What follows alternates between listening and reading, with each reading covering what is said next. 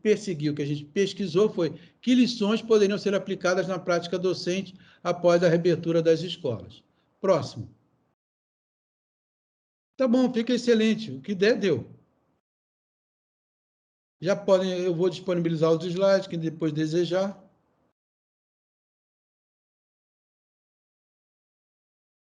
Pode ficar aí. Já estamos aí, vamos ficar. O que seria o ensino remoto emergencial que foi utilizado pela maioria das redes? Essa figura, as figuras mostram que seria o ideal essa figura da esquerda acima, porém o que a gente verifica em certa medida é a figura da direita acima, em que o celular, um instrumento pequenininho, educacional, não tem como fazer. Normalmente tem famílias que só têm um celular em planos pré-pagos que não dá para compartilhar para todos e a internet também é prejudicada. O que se vê é o esforço dos pais, dos responsáveis por ter algum tipo de ensino para os seus filhos ou dependentes. E o que se vê normalmente é isso, essa charge aí. E a aula, meu filho? Sem sinal. É o que se vê normalmente. Próximo, Larissa. Qual foi o nosso objetivo em apresentar esse trabalho? Foi as diversas visões, que eu já falei, e a questão foi que lições futuramente deverão ser aplicadas na nossa prática docente. A nossa abordagem foi qualitativa e exploratória, a partir de categorias pré-estabelecidas. A coleta de dados contou com um questionário com 3 perguntas abertas. Eu digo 2 perguntas e uma questão aberta, construídos via Google Form para docentes e regentes em sala de aula. Os resultados analisados seguiram o seguinte eixo: ensino-aprendizagem, didática, professor, estudante, família, pandemia e a palavra-chave, o descritivo-chave, ensino remoto emergencial. Aí eu já mostrei essa figura anteriormente, só que eu vou abrir um parênteses, que é conceituar o ensino remoto emergencial, que esse descritivo ganhou muito renome nesse início da pandemia, que todas as redes começaram a caminhar por ele, dos diversos aplicativos que tem no campo da educação. E esse estudo, feito por Roger, foi publicado em abril, se não me falha a memória, abril de 2020, ele já deu um conceito que todos os autores começaram a se utilizar. O conceito é o seguinte: em contraste com as experiências planejadas desde o início e projetadas para serem online, o ensino remoto emergencial é uma mudança temporária de entrega instrucional para um modo de entrega alternativo, devido às circunstâncias de crise. Envolve o uso de soluções de ensino totalmente remotas para instrução ou educação que, de outra forma, seriam ministradas presencialmente ou como cursos mistos ou híbridos, e que retornarão a esse formato assim que a crise ou emergência diminuir. É interessante que a educação à distância tem uma legislação, umas regras próprias, que não é o caso, que não aconteceu com o ensino remoto emergencial. Diante do imperativo para atuar com o ensino remoto emergencial, a educação formal personificada nos professores precisou responder positivamente à demanda por uma rápida adaptação. Lembrando que março foi uma decisão quase imediata o fechamento das escolas, pela transformação de sua prática. Essa que transcorria em um ambiente propício ao desenvolvimento do processo ensino-aprendizagem, com a urgência imposta pela situação sanitária. Adentrou, é interessante agora, no ambiente de educação informal, reclamando efetiva participação da família, porque o jovem começou a ficar em casa, em vez de estar no ambiente escolar, na escola, começou a ficar em sua casa e tendo algum tipo, dependente de algum tipo de instrução, vamos chamar assim. O clima socioemocional da sala de aula, isso é muito importante para o ensino e aprendizagem. E na situação atual, sua relevância passa para a sala de jantar ou para outro ambiente familiar, em que momentos de diálogos podem ser criados pela quarentena. Isso é até um fator positivo. Mas será que existe isso mesmo em todos os lares, todas as casas? Tem ambiente que são 8 pessoas habitando apenas um cômodo. Educadores, professores e pais descobrem nas aulas online a falta de políticas públicas para esse setor e enfrentam o desafio de viver isolados socialmente. tentando criar novas formas para a rotina familiar. Ontem eu tive a oportunidade de assistir à aula inaugural da professora Bernadette Gatti, do programa de pós-graduação da Estácio, onde ela apresentou e caminhou para e passo com o que eu estou dizendo nos meus textos. E ela fala sobre a emergência da pandemia Covid-19. Ela fala que explicitação e agravamento das desigualdades educacionais e sociais, o que eu já comentei no início. Dificuldades para a vida pessoal e profissional. Vivências infantis e juvenis sendo postergadas, prejudicadas. Negacionismo científico e risco de adoecimentos e mortes. E haviam dilemas e ansiedades. Quem não ficou ansioso nessa época? Quem não enfrentou um dilema nessa época? Entre a preservação da vida, evitar a contaminação em massa, não perder a saúde e as demais necessidades sociais relativas à vida pessoal, ao trabalho, à economia e à sustentabilidade das instituições. Então, vamos agora para a análise dos resultados, aquele questionário que eu comentei. Foram 52 professores que participaram dessa pesquisa, que foi aquele primeiro artigo citado, sobre a visão dos professores.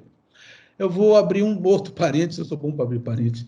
Esse artigo que foi comentado, número 1, ele já tem mais de 44 citações, um fator de impacto muito alto.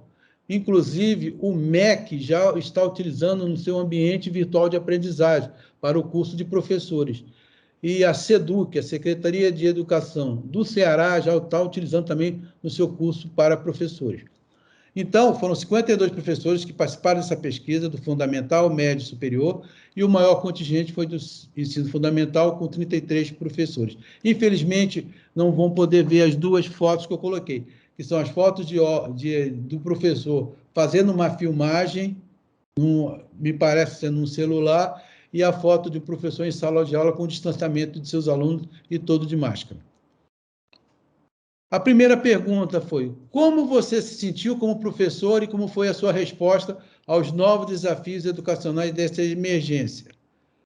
A professora do ensino fundamental disse o seguinte: ela se sentiu desafiada a criar novas estratégias de ensino e a se reinventar o uso de tecnologias para interagir com os alunos. A professora do ensino médio, que é uma professora de escola especial para alunos com deficiência múltipla e sensorial, ela diz que falta de acessibilidade de programas e a situação econômica de nossos alunos. Isso é uma preocupação de todos. E para ela, da sua total impotência. E o professor do ensino superior? Os alunos tiveram grandes perdas no geral. Não são todos os cursos que podem ser à distância. Em sala de aula, havia mais debate. Pela internet, isso diminuiu. A segunda questão foi a seguinte: que experiências de aprendizado e qual tem sido a resposta dos seus alunos neste momento? O docente do ensino fundamental afirmou: os meus alunos se sentem prejudicados, não estão preparados para a educação à distância, não conseguem aprender sem a presença do professor. O do ensino médio diz o seguinte: os alunos da rede estadual estão tendo muitas dificuldades de acesso e de fazer uma rotina de estudo. E do superior, falta de laboratórios prejudica muito o ensino prático. As aulas teóricas também são prejudicadas, pois os alunos não têm grandes oportunidades de sanar dúvidas. E a pergunta que eu deixei livre é: expresse livremente suas percepções, medos, desafios, significados e realizações nesse momento de ser professor em momentos de confinamento. Palavras que mais saíram, tá? Eu coloquei, não dá para se ver, mas tem ansiedade, apavorada, arte de ensinar. Autonomia, foi muito bem falado. Desafiador. Desigualdades sociais, mais uma vez foi falada. Medo, uma palavra muito repetida. Qualidade de ensino, outra palavra muito repetida. Relação professor-aluno e sobrecarga de trabalho.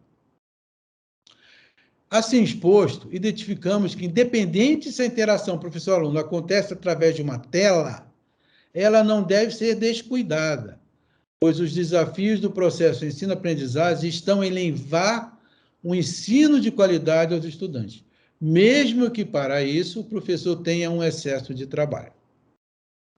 Eu aproveitei a oportunidade de conhecimento que eu tenho com o professor Daniel Mil, da Universidade de São Carlos, ele é professor doutor na área de tecnologia, e perguntei para ele em que medida a educação à distância pode ser um caminho para um ensino fundamental de qualidade. Essa era a minha dúvida, era a minha questão.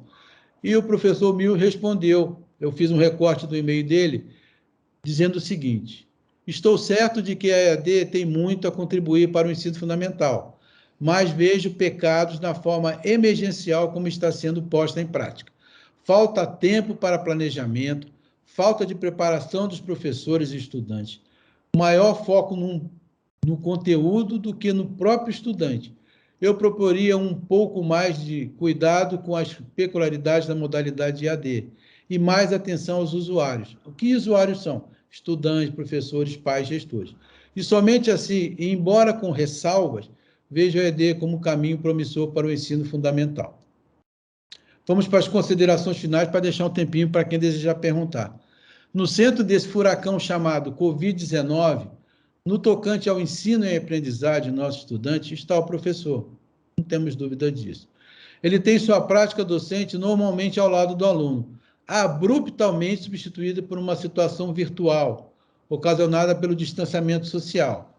Desafios, insegurança, despreparo, sobrecarga de trabalho, incerteza, ansiedade, aumento da desigualdade educacional e social, entre outras tantas palavras, expressam o sentimento no atual período.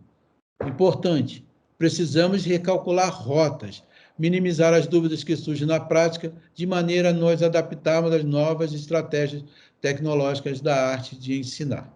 E agora vamos para os nossos objetivos, que lições foram essas que foram pensadas. Primeira lição, melhorar nossa formação ou pós-formação, com a introdução de disciplinas ligadas aos meios digitais e tecnológicos. Segundo, compreender que a educação à distância ou ensino remoto é uma possibilidade de ser aplicada em nossa prática docente.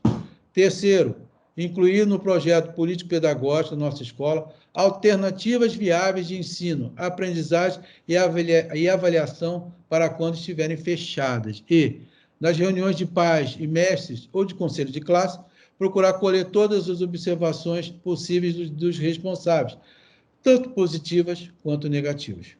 E eu vou terminar agradecendo a oportunidade. Eu termino com uma frase de José Ivan Pimenta Teófilo, As Bem-aventuranças do Educador. Felizes os educadores que aprendem a fazer da ação de cada dia a semente da nova sociedade. E felizes os educadores que não sonham, porque não terão a coragem de se comprometer na luta criadora de uma nova sociedade, a partir da sua prática educativa. E aí eu termino, o nosso tema foi a arte de ensinar e a pandemia Covid-19, a visão dos professores. Eu, Hércules Guimarães Honorato, do INPG, Instituto Naval de Pós-Graduação do Rio de Janeiro, e a coautora Araci Cristina, da FAETEC de Teresópolis. Eu pediria agora, agradeço a Larissa, que sempre ficou com a gente, que, Larissa, tem como colocar o último slide, que são os QR Codes, para a gente deixar aberto para pergunta? Eu fiz em 30 e poucos minutos, era o tempo que eu queria. Esses 5 artigos são interessantes, porque eles dão um caminho sobre o início da pandemia com o fechamento das escolas. E o último artigo, ele trabalha no sentido de colocar como uma escola, independente de um ensino superior militar, teve a obrigação de estar em aulas, os professores que tinham alguma comorbidade ou que não tinham possibilidade de estar presente devido a algum risco à sua saúde, eles faziam aula remota. Mas em nenhum momento ele teve um dia sem aula. Houve uma modificação na modalidade avaliativa, que eles tinham testes e provas que deixaram de ser no que existiam em sala de aula, presencial, para ser avaliações à distância. A pergunta é que, vamos lá, vocês observam que no movimento do ensino remoto emergencial, contribuindo para o homeschooling, esse homeschooling é uma grande discussão no Brasil, né? Que é o estudar em casa, ou ajudou no resgate da importância do papel dos professores. O papel dos professores é uma grande discussão que eu tenho, principalmente porque o professor ele não se viu preparado para lidar acho que ninguém no planeta se viu preparado para lidar com tamanha complexidade desse vírus, que é um vírus invisível, que a gente não sabe o que vai acontecer. Hoje, por exemplo, eu verifiquei no G1 que saiu a seguinte notícia: pessoas recuperadas de Covid-19 correm maior risco de doenças mentais. Mostram novos estudos. O vírus parece penetrar no cérebro e atrapalhar as vias celulares e neuronais, levando a problemas cognitivos e psiquiátricos. Quer dizer, já temos os problemas causados psicológicos, como a dificuldade, aquele medo de sair, o temor da morte. Agora temos essa agora. Cada notícia é uma notícia negativa. Tanto é que eu escrevi num dos meus artigos, e até fui questionado, quem leu, eu chamei de placar macabro, que todo dia vinha uma notícia de morte, do aumento de morte nos jornais. Eu chamei de placar macabro e pediram para eu tirar esse descritivo, e eu tirei. E o que eu acho é que o homeschooling, eu já teve umas decisões, não sei se chegou ao STF, de não... Voltou até a ter um projeto. Eu não acompanho muito isso, eu deveria ter até visto isso, porque é uma questão sempre que retorna, que é o estudante em casa. Só que como é que seria a certificação desse estudante em casa? Através de uma prova, que ele cumpriu os steps dos vários anos estudando em casa. O professor é sempre importante na formação, não tem dúvida nenhuma. O professor, como diz a professora Bernadette, novas formas de pensar e conduzir as relações pedagógicas esse professor tem que ter. Porque, além disso, existe no olhar do professor, na relação com o aluno, uma relação sócio, psicológica e emocional. Então, acredito que, com certeza é. Só que a gente não sabe o que vai acontecer daqui a pouco.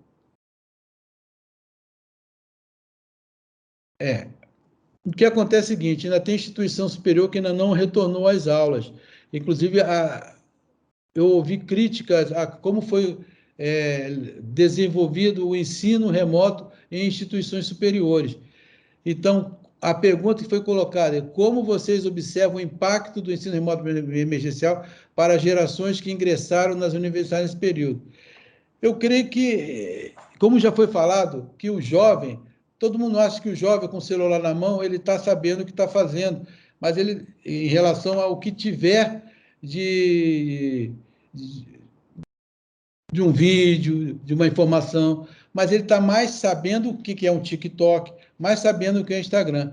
Realmente, o prejudicado nesse temor todo da pandemia foi que o ensino e a aprendizagem, com certeza, não foi aquilo que se deseja, independente do ensino superior, porque na pós-graduação e no ensino superior tem algumas disciplinas que podem ser levadas à distância. Como disse o professor da USP, ele disse que os laboratórios se tinham prejudicado. A participação da sala de aula era maior do que por intermédio, porque o aluno pode colocar aqui na tela, dizendo que está presente, e fazer outra atividade em casa, e no final dar a presença quando tem aquele link de presença, e não ter assistido a aula. Isso poderia acontecer. Já a presença na aula, quando tinha aquele pontinho e o F, quando o professor fazia a presença do aluno, um pontinho de presença ou um F quando faltou. Então, ainda não se tem essa noção. Quando a gente estudou isso no início, a gente conseguiu verificar muita dificuldade nessa relação, já que ninguém sabia o que ia acontecer, quanto tempo levaria.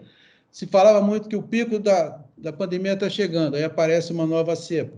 Vem outro pico da pandemia, aparece uma outra cepa, a Delta, a Ômicron. E aí a gente continua. Ainda estamos num ambiente de máscara, andar na rua de máscara.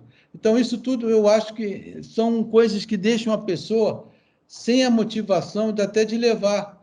Parece, não vi nada escrito, que houve um grande número, eu vou ter que pesquisar, de jovens que deixaram o ensino fundamental, que abandonaram, já que é uma grande questão. Só para informação, 20% atualmente não completam o ensino fundamental.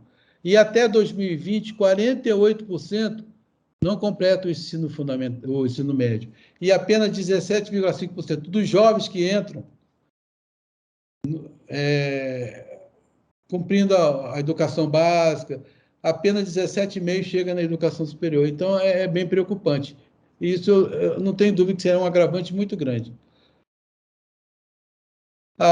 Fiquei muito triste com a redução da participação nas últimas edições do Enem. O Brasil está perdendo muitos potenciais neste processo e aumentando abismos sociais, muito triste. Não tem dúvida nenhuma. Em todos os textos que a gente lia, mesmo no início, e a própria fala da professora Bernadette Gatti ontem, foi que ela própria disse o seguinte: reprodução e aprofundamento das desigualdades sociais e educacionais. E o Brasil, nós sabemos que tem grandes desigualdades sociais e educacionais. Culturais, né? Isso é muito prejuízo para o jovem. Então, qual é a chance que ele tem? A economia informal tende a aumentar, ao abandono, e sem o ensino médio, a tendência de não ter nem o ensino médio, até os empregos formais são de não melhor qualidade. Acaba indo para a informalidade. Tem mais perguntas aí? É interessante, eu vou solicitar que leiam principalmente o primeiro e o segundo artigo, que dão uma ideia do que foi a pandemia no início, até torno de junho e julho, que a partir daí a gente acompanhou, foi o último artigo, em que verificamos que conceitos foram colocados, que situações de desigualdade, a tendência é aumentar, que o prejuízo está no aluno. O professor, vimos agora a foto do Pedro II, que ainda não entrou em aula, e algumas instituições estão colocando aula quintas e sexta para uma turma, segunda, terça e quarta, escalonados. Então, não está havendo uma escola completa. Existe pesquisa sobre o que está havendo com essas crianças que não estão em escola? Eu não vi. Eu sei que existe informação que há um prejuízo de 4 anos. Nós estamos 2 anos sem aula, porém 4 anos de prejuízo. O que se verifica é o abandono, um aumento do abandono escolar. Isso já foi verificado. Porque, principalmente com o ensino médio conteudista, o que acontece com o aluno? Ele se sente desmotivado. Aí, a escola já está fechada. E o grande prejuízo das escolas fechadas, e a grande questão que foi colocada, é inclusive até da merenda escolar. Foi feita uma pesquisa, há algum tempo atrás, com os pais dos alunos, com relação se a escola que o seu filho se encontrava, era boa ou não. E a resposta, 67%, disse que a escola era boa porque tinha merenda, tinha comida. Então, é uma visão meio deturpada do que vem a ser a escola. Então, a princípio, eu creio que deva começar a aparecer pesquisa com o retorno dos alunos à escola, porque tem que ter uma avaliação. Nesse período de ensino remoto emergencial, o que aconteceu? O que foi de aprendizado desses alunos? Eu sei que, inclusive foi falado ontem na aula inaugural, que a parte da alfabetização está sendo muito prejudicada, dos alunos de 6 a 7 anos. Então, isso eu sei que a professora Bernadette Gatti já comentou que está sendo muito prejudicado. Eu não acompanho, que a minha área é da educação superior. E creio que a Cristina deva ter uma noção maior, mas não tenho dúvida nenhuma. Agora, nós temos que fazer o quê? Recuperar esse tempo perdido. E montar uma estratégia que recupere esse tempo perdido. Através de... Eu fico muito preocupado quando o currículo não tem uma aprendizagem significativa. Ou seja, e também penso que as metodologias ativas são importantes, mas não deve ser só condição para que a aula ganhe aquela qualidade através de metodologia.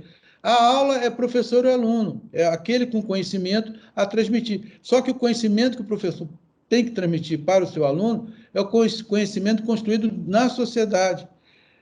E também tem que ter significado para o aluno. Não adianta apenas colocar o que está previsto. Tem que ser colocado o que está previsto para que, eu acredito muito, que a cidadania, que esse cidadão que está futuramente sendo criado, seja um cidadão que eu chamo de cidadão planetário, ou seja, um cidadão global, que ele tenha, nesse campo social, que ele leve para ele as questões de gênero, questões étnicas, crenças, religiões, tudo seja levado, culturas grupais, comunidades, porque nós sabemos que isso é a atualidade.